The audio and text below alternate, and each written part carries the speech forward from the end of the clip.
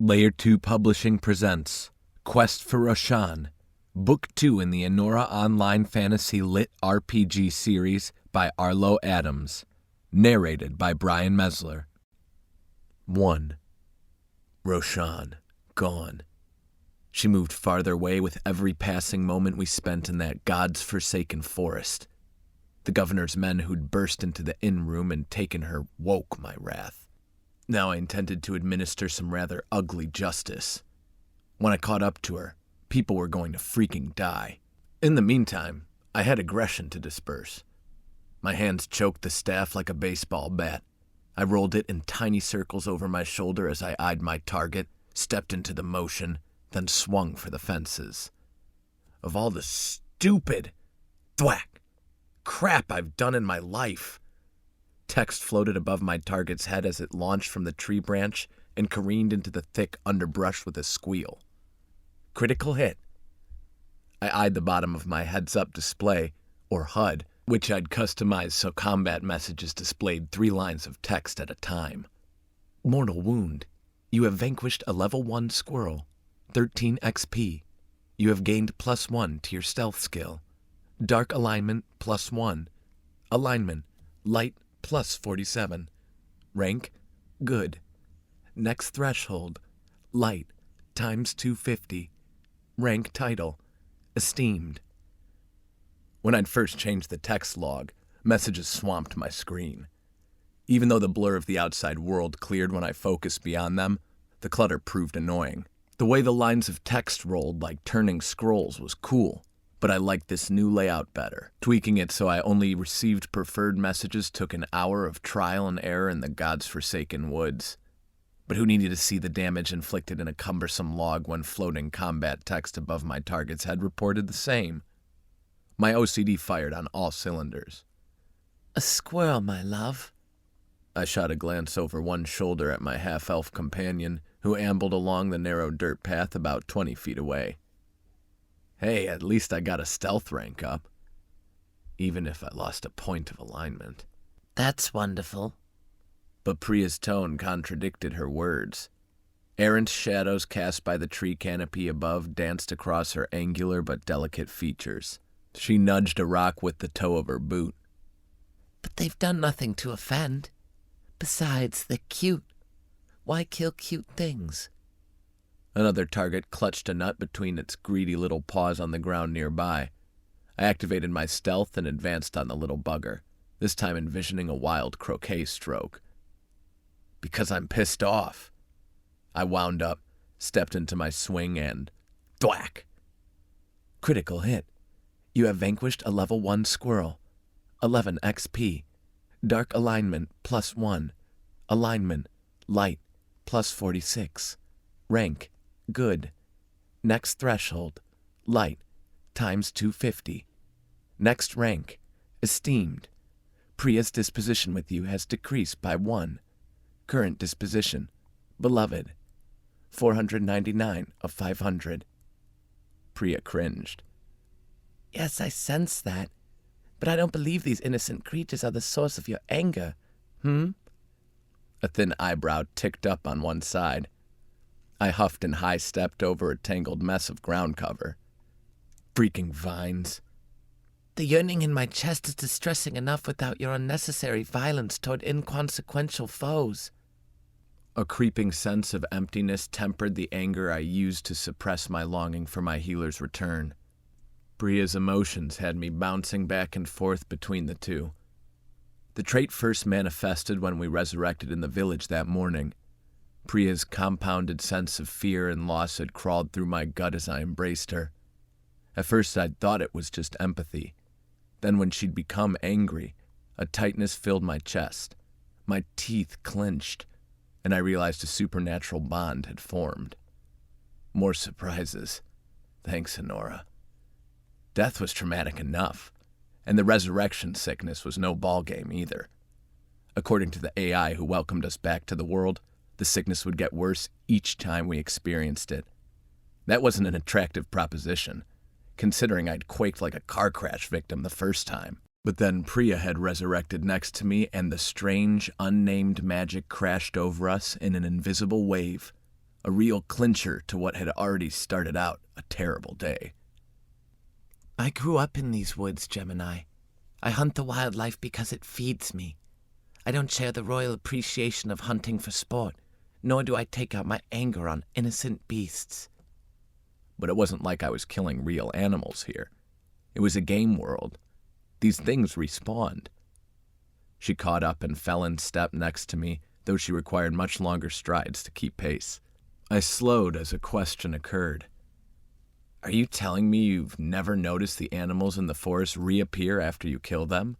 Her dimpled chin jerked up as if I'd yanked her thought train to a halt by the caboose. Reappear? What nonsense is that? Wait a chicken roasting second. Priya lives in these woods. Hunted here for years. How was it she didn't notice beasts spawning again after she'd hunted them? I reminded myself Priya couldn't conceive of video games. She lacked the technological reference. No matter her apparent intelligence and intuition, she wasn't primed for that kind of thinking. She'd been born in Enora, not created by coders, but as an offspring of digital beings coded many generations before. She wasn't some static NPC who handed out quests and stood idle while she awaited the next player to arrive for a reward, or seek the same quest as the last. But I was from the outside world. Simple game concepts such as spawning creatures in an area where their last iteration died were commonplace. This illustrated a major difference between us and reminded me there were rules against certain disclosures between players and their NPC companions. The system warned when I trod dangerous grounds and, while I could change an illicit subject with a few words to skirt the hefty XP penalty, screwing around often wasn't worth the cost. And guessing wrong could be catastrophic. This discussion, however, was all about in-game mechanics. I wouldn't have to mention the outside world or my previous life. But let's keep an eye out for prompts, hey? I scanned the forest floor and low branches for a new target to use for a demonstration. The game certainly couldn't penalize me for what it allowed NPCs to see for themselves. A few days ago, I would have sucked the juice out of a 2-pound lemon for a few level 1 mobs to kill. But there'd been no damn squirrels then, so my first combat involved the pincers of a 4-foot-tall spider 2 levels higher than me. And I hated spiders. I wonder if Enora added these furry little shits after she saw how close I came to biting it. I mean, isn't that what an AI would do? Adapt the game for future players based on the hardships of the previous? Give them a little breathing room as they acclimated themselves to a new reality? Come here, babe. I released her hand and motioned for her to stand idle. I activated stealth and approached another squirrel. He chokes up the bat, steps into his swing, and... thwack! Critical hit. You have vanquished a level 1 squirrel. 12 XP. Dark alignment, +1. Alignment, light, +45. Rank, good. Next threshold, light, times 250. Next rank, esteemed. Priya's disposition with you has decreased by 1. Current disposition, beloved, 498 out of 500. Without hesitation, Priya threw out a double thumbs up, a gesture she'd learned from me during one of my sarcastic moments, and adopted a tone of feigned appreciation. Oh yes, my liege. She added a slow, gentle clap, reserved for golf fans in my old world. Bravo, your lordship. Heroics such as there must be immortalized in the finest of poetic prose. She slapped a hand to her chest and beat it with splayed fingers. How my heart erupts at your majestic chivalry. She threw in a long, idolizing sigh. How I shall elicit wonder from my grandchildren at the retelling of this tale. She snapped her fingers and her eyes flared. I shall write to King Luttrell. His Majesty would be remiss to deny you commendation for the defense of his kingdom against such fearsome beasts. Reaching into the brush, I fished the squirrel out by the tail and dropped it on the ground between us. I raised an index finger and flicked my wrist to point at the carcass. Watch, O Queen of Snark. Queen of what? I thrusted 2 fingers towards my eyes, then the squirrel corpse. Will his lordship stare it back to life? Is Roshan not our lone priestess who can raise the dead? What power hast thou hidden? Your refined language is about to stick in your throat and make you choke. About a minute passed before the animal shimmered and vanished. Priya's head slammed into reverse. How did you do that? You've lived in the forest for how long? I asked, shaking my head. All my life. But I only remember these last years, as you well know. Now answer me. I waxed creative. When an animal dies, it journeys into the nether, or whatever you call it, and Solara recycles its energy. I noticed it when I first killed a beast here. The second part was a white lie to forgo questions about my origins for which I had no acceptable answers, or legal ones. There was a certain irony in how my narrative supported pre-existing beliefs, a central tenet to theology on Earth. Once agnostic, I now lived in a world where I knew God existed. She just happened to be digital. Priya's expression screwed up in confusion, but her strange vibe prickling at my mind communicated distress. I pointed at the tree branch where I'd struck the squirrel, though I wasn't certain that was the spawn point. When I'd killed a porcupunk nearby just days before, it had faded back into existence near the same bush where it had initially appeared, so I dared an educated guess. Patience. She dropped her hands. We stared. The longer we stood there, the more I feared I'd look like an idiot. Warm relief washed over me a moment later when a squirrel appeared on the branch from which I'd evicted the previous tenant. A smile tugged at the corners of my mouth. Priya's hands clutched her robe so it wrinkled in the center of her chest. You are a witch! The squirrel's twitching nose froze and its head snapped around at her outburst. It scurried to a safer height. I think the male version is a warlock. Not funny, Priya growled. How did you do that? All I did was wallop a squirrel.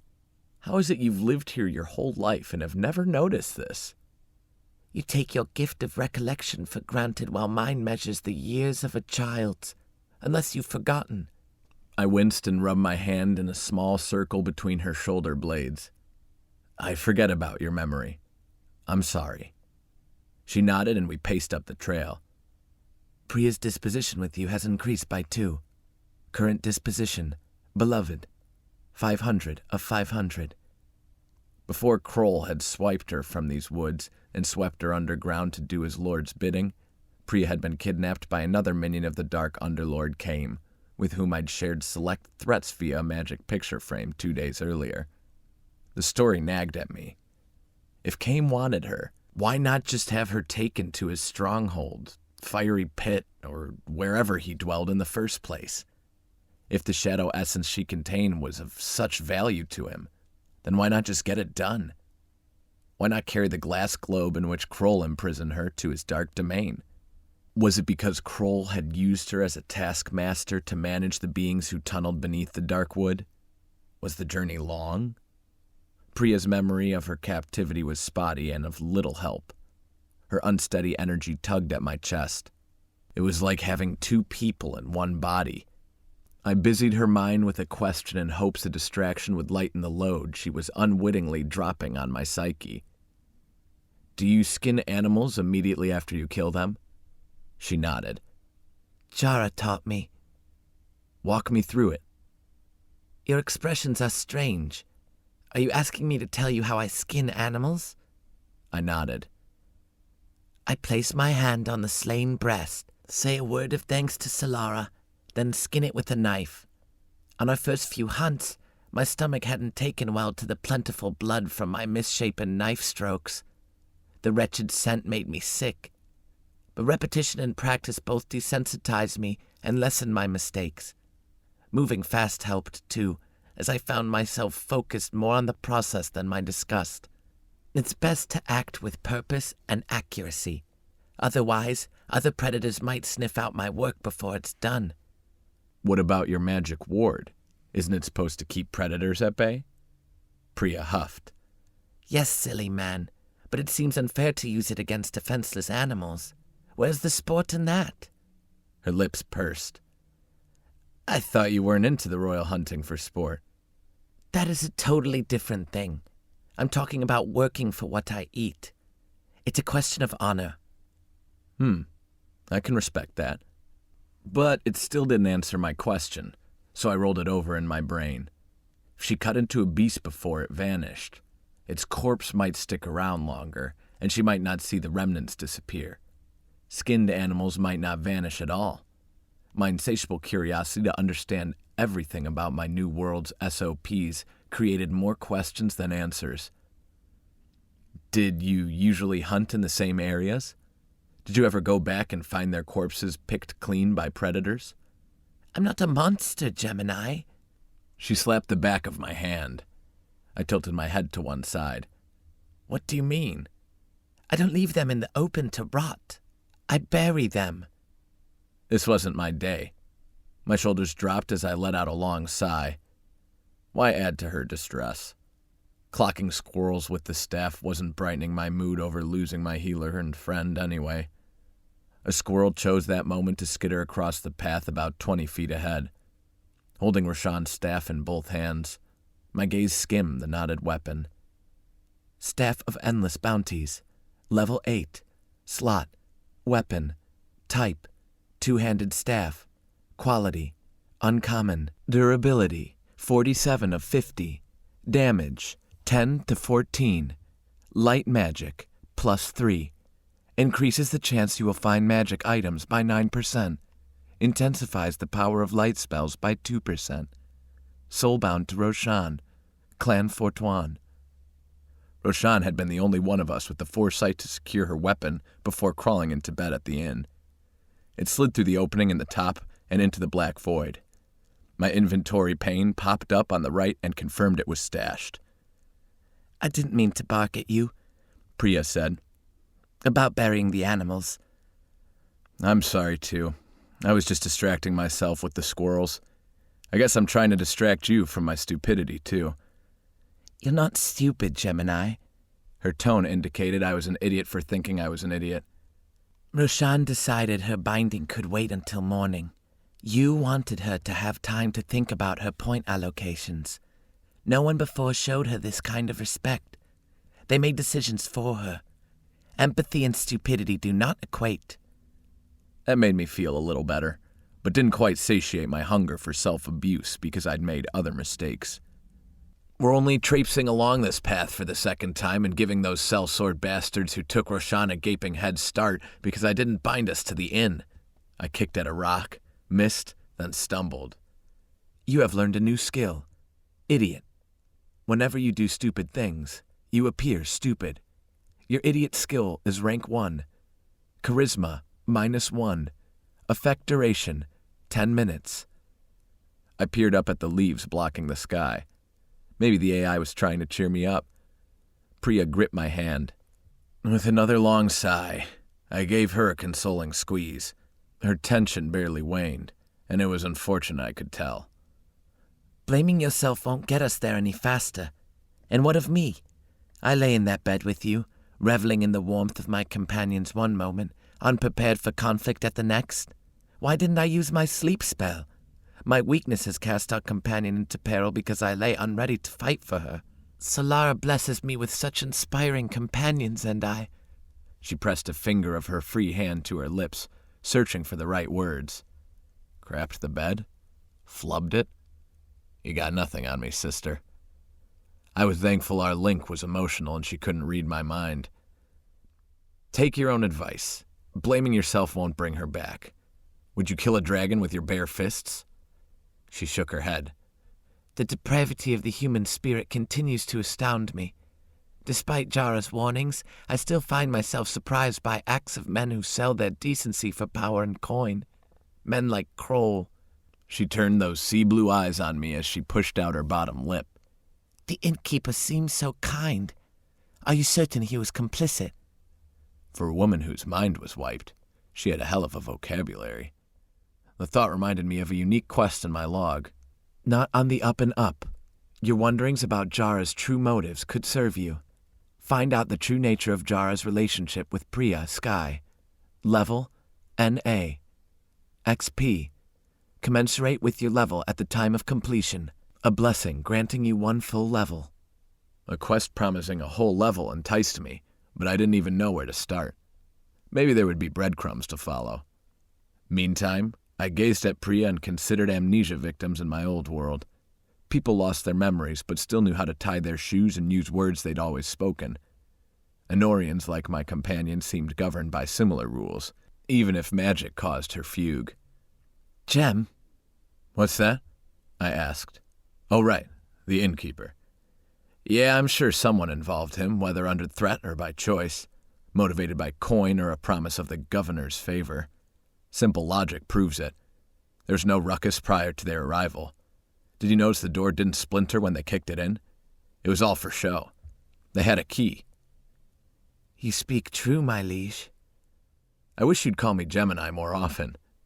Priya swung my hand in longer arcs. But my pure adoration for my lord guides my tongue to respect thee. She planted a clumsy kiss on my cheek and chuckled at her mockery. I do adore you. Adored in 2 days. I'd have scoffed at the idea if I didn't reciprocate.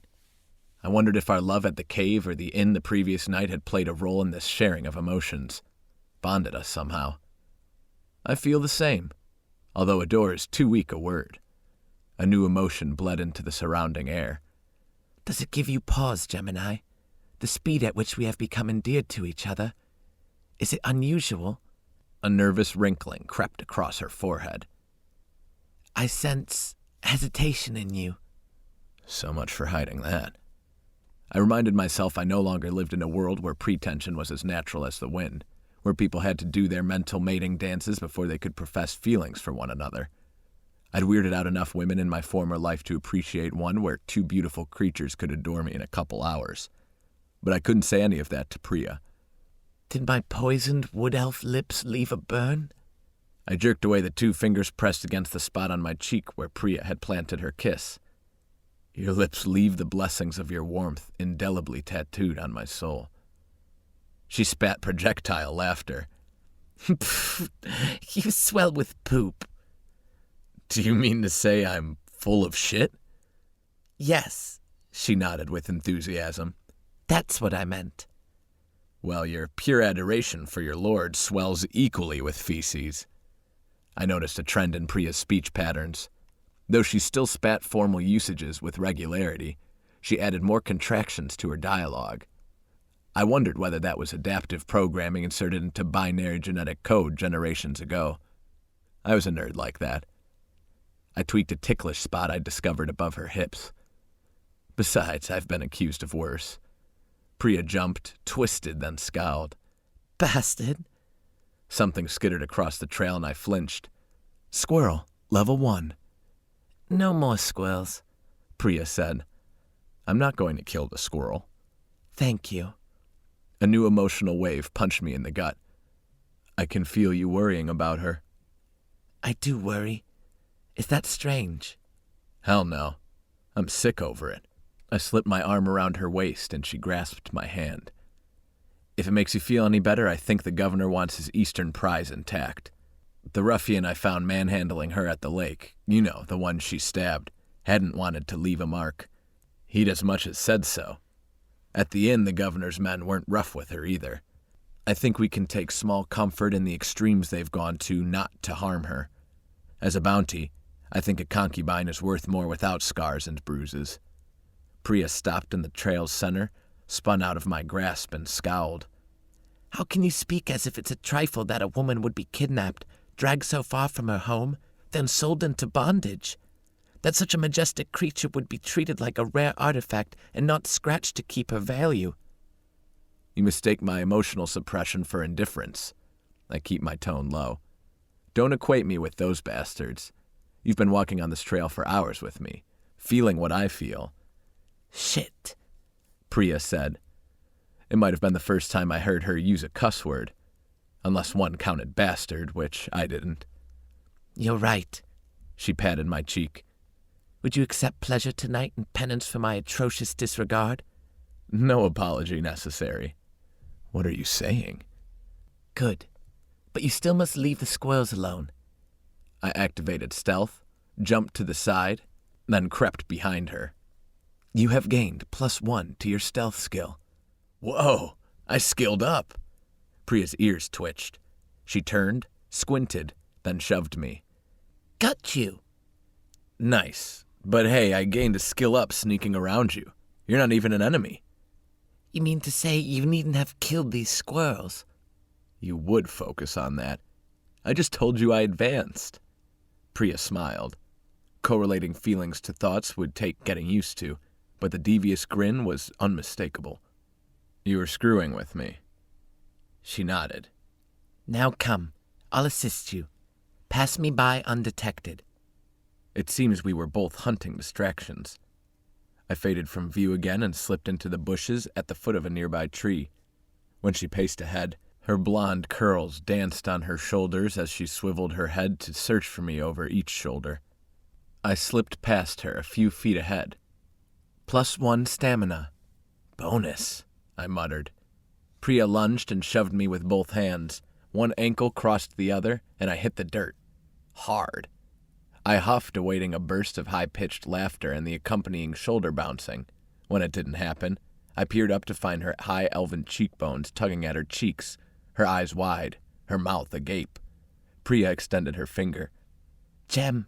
I stole a glance over my shoulder but saw only the thin line of bare earth dividing swaths of low grass. Then a scratching sound drew my attention, and my eyes panned from the trail into the trees where they settled on a massive knot on the side of a nearby oak. Did that just move? I craned my neck forward and tilted my head to one side. My ears itched as a low, vibrating hum filled them. The sound crackled and became a dry growl. Chips of bark crumbled to the ground in a shower as a clawed hand ripped away from the wide trunk, and the head I'd mistaken for a huge knot twisted. 2 orange eyes glared in my direction. The creature descended head first, with long claws leaving deep gashes in the tree's woody flesh. Scaly gray skin stretched around hard muscles working across the thick shoulder blades of the hairless beast. What the? I started.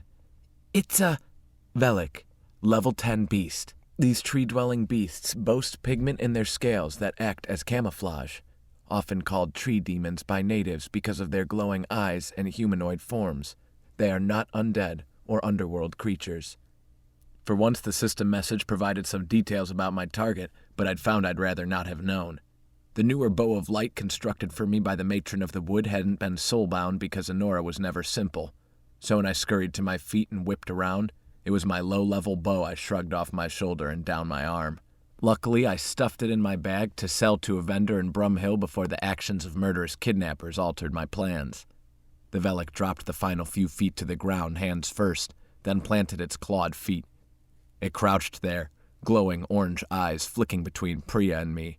When it pushed itself onto its hind legs, it stood half a foot taller than I. Its long, wiry arms ended in scaly hands, with long fingers reaching to its knees like an ape. Before our eyes, the hue of its skin transitioned from bark gray to grass green. Just as my fingers brushed an arrow fletching at my hip, it leapt. I dodged to one side, but too late. Pain ripped its way up my torso. Warm blood spread across my shirt. My bow clattered to the ground. Pivoting to face the creature, I quickly scanned the bottom of my HUD. Velik performs Rake. -49 HP. -13 HP. Bleed. It stood between Priya and me, but focused on me. Run, Priya, I muttered. She scurried off the trail without further coaxing. The creature sniffed through a flat nose, little more than 2 holes on a bump.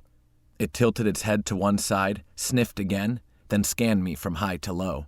The beast stretched its arms out to its sides and clicked its claws against its palm in sequence. Over its shoulder, Priya scaled a tree with a deft nimbleness I hadn't expected, but probably should have. Afraid reaching for my bow would bring the lanky thing down on me, I clutched the rapier shoved into my belt. It was a low-level weapon, but it was what I had. You are now a level 10 fighter. The beast launched just as the weapon came free. Rather than trying to evade, I lunged and shoved the rapier out in front of me. The beast spun in a blur, avoiding the blade, and razor claws sliced into my left shoulder. Velik performs Rake. -40 HP. -14 bleed. -9 bleed. Health 47%. My health was dropping way too fast. I lunged backward to evade the reach of those long arms as it swiped again. Pain seared my muscles, rendering every movement a struggle. My adversary swung wide, and I ducked. The wind from its attack breezed through my hair as I took another step back and poked with the rapier to keep it at bay. "What the hell do you want?" But I already knew the answer. Even though the Velik appeared to be humanoid, my HUD referred to it as a beast. It wanted one thing: to kill me. Health, 44%. So far it was doing a bang-up job, giving it a real college try. The beast feinted towards me, and when its eyes followed my poorly placed jab with the point of my rapier, its body easily darted out of the way. It had measured me and lured me into a stupid move. It lunged around the blade and swiped in an upstroke. Only by the grace of extra points I'd spent on dexterity did I escape what would have been a death blow to my throat. I circled the beast as blood poured from my torso. Coldness enveloped my shoulder and ran down my arm, leaving it numb. A long hiss emanated from the Velik's nostrils, and clear fluid ran down to its scaly, lipless mouth. I stabbed again, but it dodged. "Ah, my shoulder!" We circled, and I leaned hard toward the left. My muscles seized again, so I couldn't stand erect. What I would have given for a proper sword and the training to use it, the rapier would not do the job, and I sure couldn't get to my bow, draw an arrow, then fire before the Velik was on me.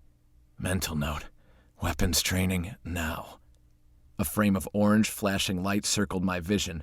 The function I'd found in my combat options told me when I'd dropped below 40% HP. There was no way I'd miss that. Health, 37%. A dim light grew over the creature's shoulder, but I dared not divert my eyes. Despite the pain, I shook with the adrenal response, bringing my body into hyperfocus.